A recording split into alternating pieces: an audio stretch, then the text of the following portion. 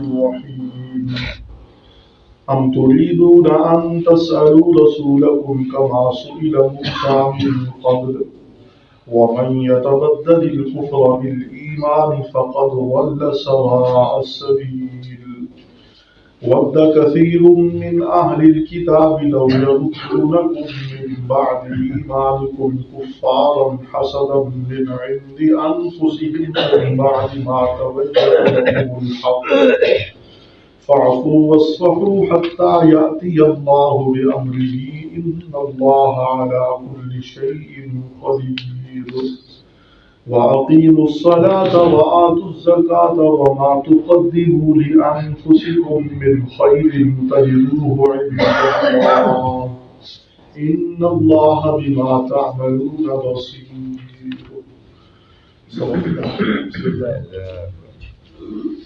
ام تريدون ان تسألوا رسولکم، کیا تم چاہتے ہو کہ سوال کرو اپنے رسول سے، کما سئل موسیٰ من قبل، جیسا کہ پہلے موسیٰ علیہ السلام سے سوال کیے گئے، ومن یتبدل الکفر بالایمان، اور جو کوئی کفر کو بدلے میں لے لے ایمان کے، فقد ضل سواء السبیل، وہ سیدھی راہ سے بہٹ گیا.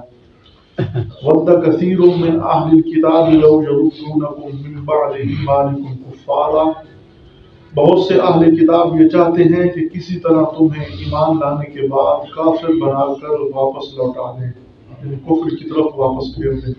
حسدا من عند انفسہم، اپنے دلی حسد کی وجہ سے، من بعد ما تبین لهم الحق، بعد اس کے کہ ان پر حق ظاہر ہو چکا ہے، حق ظاہر ہونے کے بعد وہ کافر بنانے کی تمنا کرتے ہیں. فاعفوا واصفحوا، معاف کرو، درگزر کرو، حتی یأتی اللہ بامرہ، حتیٰ کہ اللہ اپنا حکم دے. ان اللہ علی کل شیء قدیر، کیونکہ اللہ ہر چیز کر سکتا ہے. واقیموا الصلاة وآتوا الزکاة، اور فی الحال نماز قائم کرتے رہو، زکوٰۃ ادا کرتے رہو. وما تقدموا لانفسکم من خیر، جو کچھ تم اپنی جان کے لیے آگے بھیجو گے، اپنی ذات کے لیے آگے بھیجو گے، تجدوہ عند اللہ، تو اس کو اللہ کے ہاں پاؤ گے. ان اللہ بما تعملون بصیر، بے شک اللہ تمہارے اعمال کو دیکھ رہا ہے. پچھلی آیات میں اللہ تبارک و تعالی نے یہود کے کچھ احوال بیان فرمائے اور یہود کا ایک اخلاقی پستی کا پہلو ذکر کیا کہ وہ آپ صلی اللہ علیہ وسلم کو انتہائی برے لفظ سے، راعینا کے لفظ سے کہتے تھے. اللہ تعالیٰ نے منع فرما دیا. پھر انہوں نے یہ سوال کیا کہ قرآن مجید کے اندر تبدیلی کیوں ہے؟ کہ اللہ تبارک و تعالیٰ کو پہلے علم نہیں تھا، پھر اللہ نے یہ تبدیلی کر دی، یہ جہالت کی وجہ سے ہے. تو اس کی تردید کی گئی کہ یہ جہالت نہیں بلکہ حکمت کی وجہ سے اللہ نے اپنے احکام میں تبدیلی کی ہے. وہ حکیم ذات ہے، جیسے چاہتے ہیں انسانی مصلحت کے مطابق وہ اپنے احکام نازل فرماتے ہیں. ان آیات مبارکہ میں اہل کتاب، مشرکین اور مسلمان تین طبقوں کو تنبیہ کی گئی ہے کہ اہل کتاب جو ہے نا یہ بار بار سوال کرتے تھے، اور آپ صلی اللہ علیہ وسلم سے مسلمان بھی سوال کرتے تھے، مشرکین بھی ایسی باتیں کیا کرتے تھے. تو اللہ تعالیٰ نے ان کا یہ حال بیان فرمایا ہے. فرمایا اہل کتاب یہ سوال کرتے تھے، انہوں نے کیا سوال کیا؟ سوال یہ کیا کہ کتاب جو ہے نا ایک مرتبہ نازل کیوں نہیں ہوگی؟ یسألک اہل الکتاب ان تنزل علیہم کتابا من السماء. موسیٰ علیہ السلام پر تو ایک دفعہ کتاب نازل ہو گئی تھی، اور رسول اللہ صلی اللہ علیہ وسلم پر یہ کتاب ایک مرتبہ نازل کیوں نہیں ہوگی؟ یہ ان کا سوال تھا. اور پھر مسلمانوں کو بھی یہ بات کہتے تھے کہ تمہارے نبی پر ایک دفعہ کتاب کیوں نہیں اتری؟ تو مسلمان بھی بسا اوقات ایسی باتیں کر دیتے تھے، سوال کر دیتے تھے. تو اللہ تبارک و تعالیٰ نے ان کو اس سوال سے منع فرمایا اور مسلمانوں کو تنبیہ فرمایا. اب ان کا سوال کا حاصل یہ ہے کہ کتاب ایک دفعہ کیوں نہیں اتاری گئی؟ تو اللہ تبارک و تعالیٰ نے اس کے جواب میں ارشاد فرمایا، فقال، یہ جو ہے نا یہ چھوٹا سوال نہیں. یسألک اہل الکتاب ان تنزل علیہم کتابا من السماء فقد سأل موسیٰ اکبر من ذلک. پہلے جو ہے نا انہوں نے موسیٰ علیہ السلام سے اس سے بھی بڑے سوالات کیے تھے. موسیٰ علیہ السلام سے اس سے بھی بڑے، یہ تو مجھ سے سوال کر رہے ہیں نا ایک کتاب کیوں، اچھا کتاب ایک بار کیوں نہیں اتاری گئی؟ تو موسیٰ علیہ السلام سے اس سے بڑے سوال کیے. کیا کہنے لگے؟ ارنا اللہ جہرۃ، ہم اللہ کو روبرو دیکھنا چاہتے ہیں، ہم اللہ تعالیٰ کو روبرو دیکھنا چاہتے ہیں. اس سے بھی بڑا سوال کیا. تو فرمایا یہ ان کی عادت ہے سوال کرنا. اور مشرکین بھی وہ کیا کہنے لگے وقالوا لن نؤمن لك حتى تفجر لنا من الارض ينبوعا. جب ان کو دعوت دی گئی تو کہنے لگے کہ اے نبی صلی اللہ علیہ وسلم ہم آپ پر ہرگز ایمان نہیں لائیں گے حتى تفجر لنا من الارض ينبوعا، یہاں تک کہ آپ ہمارے لیے اس زمین سے ایک چشمہ پانی کا جاری کر دیں. مکہ کے اندر پانی کی کمی تھی نا، تو وہ کہنے لگے ایک چشمہ زمین سے پانی کا جاری کر دیں ہمارے سامنے. او یکون لک بیت من زخرف، یا ہم آپ پر اس صورت میں ایمان لیں گے کہ آپ کا ایک گھر ہو جو سونے سے مزین ہو. زخرف او تلقا فی السماء، یا پھر آپ آسمانوں پر چڑھ جائیں. ولن نؤمن لرقیک حتی تنزل علینا کتابا نقرأہ، آپ کے چڑھنے کی وجہ سے بھی ہم ایمان نہیں لائیں گے حتیٰ کہ آپ اوپر سے ہمارے سامنے ایک کتاب لے کر آئیں. یہ مشرکین نے سوال کیا تھا، یہ 15 پارے کے اندر موجود ہے. تو اس وقت ہم آپ پر ایمان لائیں گے. اور مسلمان جو ہے نا وہ بھی یہود ان کو کہتے ہیں کہ اپنے نبی سے یہ سوال کرو، اپنے نبی سے یہ باتیں پوچھو تاکہ جو ہے نا ہم پر حق واضح ہو جائے. حالانکہ ان کا مقصد حق واضح کرنا نہیں تھا، بلکہ مقصد جو ہے نا وہ تنگ کرنا تھا. آپ صلی اللہ علیہ وسلم کے ساتھ عناد اور توہین کرنا مقصود تھا. تو وہ مشرکین یہ یہود مسلمانوں کو یہ کہتے تھے کہ اپنے نبی سے یہ بیجا سوال کرو. اللہ تعالیٰ نے دوسرے مقام پر منع فرما دیا، یا ایھا الذین آمنوا لا تسألوا عن اشیاء ان تبد لکم تسؤکم. اے ایمان والو اپنے نبی سے بیجا سوال نہ کیا کرو، اگر وہ سوال تم پر کھول دیے جائیں تو ہو سکتا ہے تمہیں برے محسوس ہوں. اس لیے بیجا سوالات نہ کیا کرو. اور مسلمانوں نے بہت کم سوال کی ہیں. قرآن حکیم کے اندر کل 12 مقام ہے جہاں مسلمانوں کے سوالات کے جواب ہیں، صرف 12. اور مسلمان جو ہے نا کوئی بات پوچھنی ہوتی تو بڑے ادب اور احترام سے آپ صلی اللہ علیہ وسلم سے آ کر پوچھتے، اور وہ سوال بھی اپنے جو ہے نا یعنی مسائل کے متعلق اپنی ضروریات کے متعلق کرتے تھے، ورنہ بیجا سوالات نہیں کرتے تھے. مسلمان اس سے باز آگے ہو جاتے تھے. تو ایک دفعہ ایسا ہوا کہ غزوہ حنین کے موقع پر مسلمانوں نے ایک سوال کر دیا. وہ کیا ہوا کہ غزوہ حنین کے موقع پر کافروں نے ایک درخت بنایا، درخت تھا، اس درخت پر جو ہے نا وہ اپنی تلواریں لٹکاتے تھے، اور اس درخت کو انہوں نے نام دیا ذات انوات درخت. اور ان کا مقصد یہ تھا کہ یہ برکت والا درخت ہے، اور اس برکت والے درخت پر رات کو تلواریں لٹکا دیتے تھے اور صبح کو کہتے تھے کہ ان تلواروں کے اندر برکت آ گئی ہے، لہٰذا ہم اس کے ذریعے مسلمانوں کے خلاف قتال کریں گے. اب مسلمانوں نے جب دیکھا نا تو انہوں نے کہہ دیا کہ اے اللہ کے نبی ہمارے لیے ایک درخت مقرر کیجیے. آپ صلی اللہ علیہ وسلم کو کہنے لگے. آپ صلی اللہ علیہ وسلم نے فرمایا سبحان اللہ، کیسی تم باتیں کرتے ہو، تم بھی انہی کی طرح باتیں کرنے لگے جیسے وہ جاہل قوم سوال کر رہی ہے. جیسے موسیٰ علیہ السلام کی قوم جو ہے نا وہ سوال کرتی تھی، اور موسیٰ علیہ السلام کی قوم بار بار جو ہے نا پوچھتے تھے آپ صلی اللہ علیہ وسلم سے، مجھ سے بھی تم ایسے سوال کرنے لگے ہو. جب وہ دریائے کلزم سے باہر نکلے نا تو انہوں نے دیکھا کہ ایک قوم سجدے کر رہی ہے، یعکفون علی اصنام لہم، اپنے بتوں پر جھکی ہوئی ہے. تو کیا کہنے لگے یا موسیٰ اجعل لنا الہا کما لہم آلہہ، ہم نے دیکھا ہے کہ وہ بتوں کی عبادت کر رہے ہیں، ان کے خدا سامنے پڑے ہیں، اے موسیٰ ہمارا بھی خدا ہمارے سامنے ہونا چاہیے. تو آپ صلی اللہ علیہ وسلم نے فرمایا تم ایسے سوالات کرنے لگے ہو، اب ان کے درخت کو دیکھ کر تم بھی کہہ رہے ہو کہ ہمارے لیے بھی درخت بناؤ. فرمایا نہیں، ایسا نہ کیا کرو. پھر صحابہ کرام بہت کم سوال کرتے تھے، اللہ تعالیٰ نے منع فرما دیا. تو اب اللہ تعالیٰ ان آیات کے اندر یہی بات فرما رہے ہیں ام تريدون ان تسألوا رسولكم كما سئل موسى من قبل. فرمایا یہ جو تمہارے ساتھ یہود موجود ہے نا، یہ تم سوال ایسے کر رہے ہو جیسے تم اپنے رسول سے موسیٰ علیہ السلام سے سوال کرتے تھے، بلکہ موسیٰ علیہ السلام سے اس سے بھی بڑے سوال کیے گئے. فرمایا ایسے سوالات نہیں کرنے چاہیے، بلکہ کام کی باتیں پوچھنی چاہیے. کام کی باتیں، مثلا نماز کے فرائض پوچھو کہ نماز ہماری صحیح ادا نہیں ہوئی، یا نماز کے متعلق ہے، فرائض کے متعلق ہے، واجبات کے متعلق ہے، اخلاقیات کے متعلق ہے، معاشرت کے متعلق ہے، اعمال کے متعلق سوال کرو، ایمانیات کے متعلق سوال کرو. خواہ مخواہ فضول سوال سے جو ہے نا منع کر دیا گیا. اور بعض لوگوں کی عادت ہوتی ہے وہ سوال کرتے ہیں ایسے کہ جو ہے نا جو انسان کی سمجھ بوجھ سے بھی بالاتر ہوتے ہیں. ایک دفعہ ہم سبق پڑھ رہے تھے مشکات شریف کا، ہمارے مفتی صاحب مفتی حامد حسن صاحب دامت برکاتہم وہ سبق پڑھا رہے تھے. تو ایک آدمی کا فون آ گیا، وہ کہنے لگے کہ حضرت وہ سبق میں بڑے مصروف تھے، حضرت موسیٰ علیہ السلام کی والدہ کا نام کیا ہے؟ استاد حیران ہو گئے، بھئی آپ کو موسیٰ علیہ السلام کی والدہ سے کیا غرض ہے؟ آپ نے اس کے بارے میں جو ہے نا وہ کیوں پوچھ رہے ہو؟ آپ سے قیامت کے دن پوچھا جائے گا.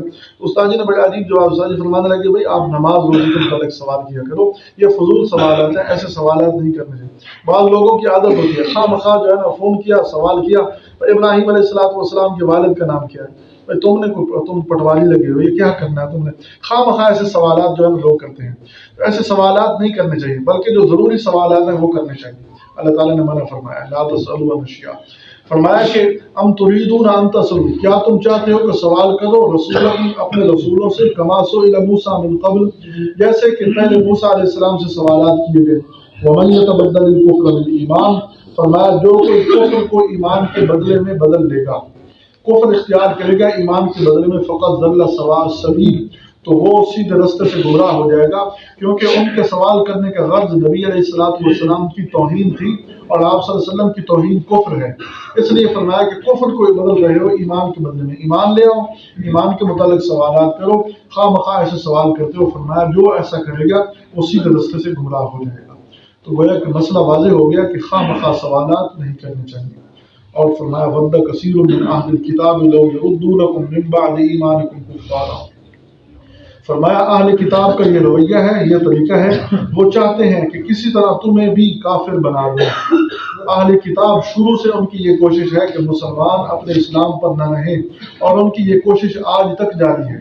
اہل کتاب جتنے بھی ہیں، جتنے بھی کافر لوگ ہیں، وہ یہ چاہتے ہیں کہ مسلمانوں کو ختم کر دیا جائے، مسلمان نامی کوئی چیز باقی نہ رہے۔ آج بھی یہ کوشش کر رہے ہیں، آج جو سہولیات دے رہے ہیں مسلمانوں کو، ان کی سہولیات دینے کی غرض کوئی نہیں ہے، کوئی خیر خواہی نہیں ہے، ان کی سب سے بڑی غرض یہ ہے کہ ان لوگوں کو سہولیات دی جائیں، ان لوگوں پر راستے کھول دیے جائیں، تاکہ یہ اپنے ایمان سے باز آ جائیں، ایمان سے دور ہو جائیں، کفر اختیار کریں۔ آج کل جو بڑے بڑے ہسپتال بنا رہے ہیں، بڑی بڑی سہولیات دے رہے ہیں، اور بڑے بڑے جو ہے اپنے یونیورسٹیاں قائم کی ہوئی ہیں، ان کے اندر باقاعدہ طور پر ان کے لیکچرز ہوتے ہیں تاکہ لوگوں کو ایمان سے ہٹا کر کفر کی طرف لوٹا دیا جائے، ان کو عیسائی بنا دیا جائے، ان کو یہودی بنا دیا جائے، اور باقاعدہ طور پر اپنے مسلمانوں کو ایمان سے روکنے کے لیے وہ اپنی لڑکیاں تک جو ہے نا وہ بھیج دیتے ہیں کہ جاؤ اور ان کو گمراہ کرو، اتنا وہ جو ہے نا اس معاملے میں ایکٹیو ہیں۔ تو اللہ تعالیٰ فرما رہے ہیں اس وقت بھی کافر یہی کرتے تھے، وَدَّ كَثِيرٌ مِّنْ أَهْلِ الْكِتَابِ، بہت سارے اہل کتاب چاہتے ہیں، پسند کرتے ہیں، لَوْ يَرُدُّونَكُم مِّن بَعْدِ إِيمَانِكُمْ كُفَّارًا، کہ تمہارے ایمان لانے کے بعد تمہیں کافر بنا دیں، تمہیں کفر کی طرف لوٹا دیں، کفر کی طرف تمہیں راغب کر دیں۔ کیوں کرتے ہیں؟ حسدا من عند انفسهم، حسد کرتے ہوئے جلتے ہیں مسلمانوں سے، اس جلن کی وجہ سے یہ کوشش کرتے ہیں کہ یہ لوگ جو ہے نا کامیاب نہ ہوں، یہ لوگ کسی طرح۔ یہود نے حسد کیا کہ آپ صلی اللہ علیہ وسلم کے بارے میں کہ یہ بنو اسماعیل میں سے کیوں آئے، بنو اسحاق میں سے کیوں نہیں آئے۔ مشرکین بھی حسد کرتے تھے کہ ان کو کیوں نبوت دے دی گئی، کسی امیر آدمی کو نبوت دے دی جاتی، کسی بڑے آدمی کو نبوت دے دی جاتی۔ تو حسد کرتے ہوئے فرمایا من بعد ما تبین لهم الحق، فرمایا کہ حق ان پر واضح ہو چکا ہے۔ یہ اہل کتاب جانتے ہیں کہ یہ نبی آخر الزمان سچے نبی ہیں، یہ آخری امت ہے، جانتے ہیں، جاننے کے باوجود ہی حسد کی وجہ سے ایسا کرتے ہیں۔ تو حسد بڑا خطرناک گناہ ہے۔ حسد کسے کہتے ہیں؟ کسی کی نعمت دیکھ کر اس کے زوال کی تمنا کرنا، کسی کی کوئی نعمت دیکھی نا، اس کو دیکھ کر اس کے زوال کی تمنا کرنا، خواہ وہ نعمت اپنے آپ کو حاصل ہو یا نہ ہو، اسے حسد کہتے ہیں۔ مثال کے طور پر کسی کی اچھی گاڑی دیکھی، اب جو ہے نا دل کے اندر جو ہے نا داعیہ پیدا ہوا، کاش کہ اس کے پاس یہ نہ ہوتی، مجھے ہو ملے یا نہ ملے۔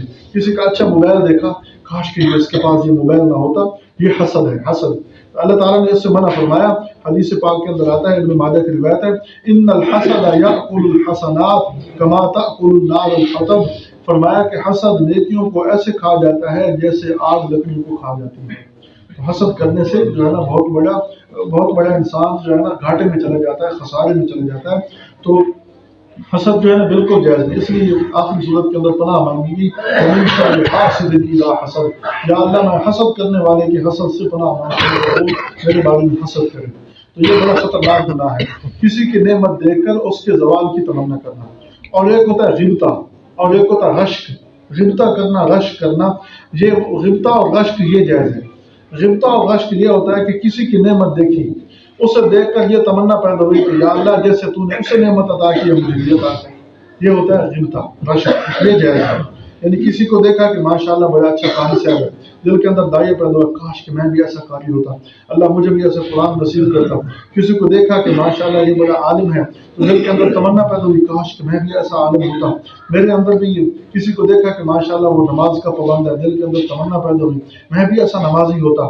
لیکن اس کے اندر دوسرے سے نعمت کے زوال کی تمنا نہیں ہوتی، دوسرے کی نعمت کو ختم کرنے کی تمنا نہیں ہوتی۔ یہ غبطہ اور رشک جائز ہے، غبطہ اور رشک جائز ہے کہ میں بھی ایسا ہو جاؤں، لیکن حسد یہ منع ہے، گناہ کبیرہ میں سے، اکبر الکبائر میں سے ہے۔ تو فرمایا ان الحسد یاکل الحسنات، حسد کرنا نیکیوں کو کھا جاتا ہے جیسے آگ لکڑی کو کھا جاتی ہے، اس لیے حسد سے منع کیا۔ تو یہ مسلمانوں سے حسد کرتے ہوئے، یہ مسلمانوں سے حسد کرتے تھے کہ ان سے یہ ایمان والی نعمت ظاہر ہو جائے، اور اس کے لیے پوری کوشش کرتے ہیں اور کر رہے ہیں اور کرتے رہیں گے، ان کا یہ کام یہی ہے۔ فرمایا فاعفوا واصفحوا، یہ شروع میں حکم تھا کہ معاف کرو، درگزر کرو، حتیٰ یأتی اللہ بامرہ، حتیٰ کہ اللہ اپنا حکم جہاد کا نازل فرمائے۔ اس وقت جہاد کا حکم نہیں تھا، فرمایا کہ ان کی باتوں پر جو ہے نا، ان کی باتیں دل میں نہ لو، فی الحال ان کو معاف کرو، درگزر کرو، حتیٰ کہ اللہ اپنا حکم نازل فرمائے۔ ان اللہ علی کل شیء قدیر، اور اللہ ہر چیز پر قادر ہے۔ آگے فرمایا کہ تم ان کی باتوں پر توجہ نہ دو، اپنے فرائض ادا کرتے رہو، وَأَقِیمُوا الصَّلَاةَ، نماز ادا کرو، نماز کو قائم کرو، وَآتُوا الزَّکَاةَ، زکوٰۃ ادا کرتے رہو، نماز کو فرائض، واجبات، سنن، مستحبات کی رعایت کرتے ہوئے اپنے وقت پر باجماعت ادا کرنے کی کوشش کرو، یہ ہے اقامت الصلاۃ، نماز قائم کرو۔ اور فرمایا ایتاء الزکوٰۃ، زکوٰۃ ادا کرتے رہو، سال بعد مال پر زکوٰۃ ہوتی ہے اور بہت کم نصاب ہے، اگر بندہ حساب کرے تو بہت کم نصاب بنتا ہے، تو اس لیے زکوٰۃ ادا کرتے رہو، اور یہ فرائض ہیں، یہ ضروری ہے۔ وما تقدموا لانفسکم من خیر تجدوہ عند اللہ، فرمایا جو کوئی نیکی تم اپنے لیے آگے بھیجو گے اس کو بہترین طریقے پر اللہ کے پاس پاؤ گے۔ جو نیکی اللہ تعالیٰ کے پاس تمہاری ہوگی تو وہ نیکی بہترین اجر اس کا ملے گا۔ فمن یعمل مثقال ذرۃ خیرا یرہ، جس نے تھوڑی سی بھلائی کی، ذرے کے برابر جس نے بھلائی کی اس کو بھی قیامت کے دن دیکھے گا۔ ومن یعمل مثقال ذرۃ شرا یرہ، جس نے ذرا برابر کوئی شر کیا اس کو بھی قیامت کے دن دیکھے گا۔ تو یہ اللہ کے پاس تمہارے اعمال محفوظ ہیں۔ ان اللہ بما تعملون بصیر، اللہ تعالیٰ تمہارے اعمال کو اچھی طرح دیکھ رہا ہے۔ اس لیے نیک اعمال اللہ کو دکھانے چاہیے، اللہ کے لیے کرنے چاہیے، تاکہ وہ اللہ تعالیٰ محفوظ فرمائے اور اللہ تعالیٰ قیامت کے دن اس کا بہترین صلہ عطا فرمائے۔ اللہ تعالیٰ کام یقین نصیب فرمائے۔